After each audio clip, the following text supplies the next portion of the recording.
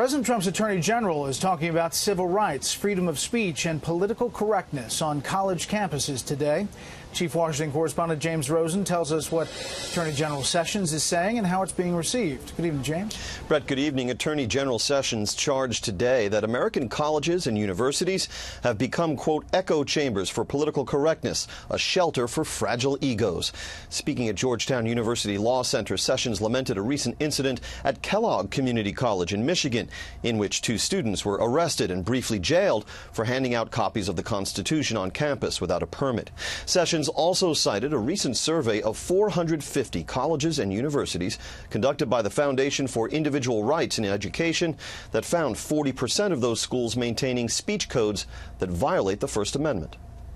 This permissible attitude toward the heckler's veto has spawned a cottage industry of protesters who've learned that school administrators often will capitulate to their demands.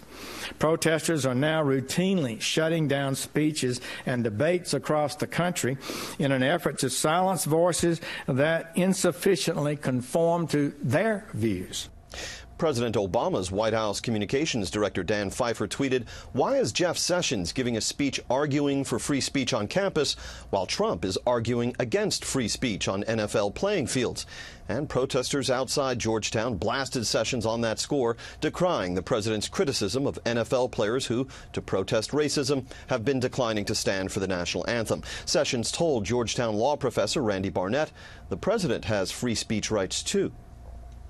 I would note, of course, that the players aren't subject to any prosecution, but if they take a provocative act, they can expect to be condemned, and the president has the right to condemn them. Justice Department officials also announced they are filing court papers on behalf of a student at Georgia Gwinnett College who's suing that school because it stopped him from handing out Christian literature on campus. Brett.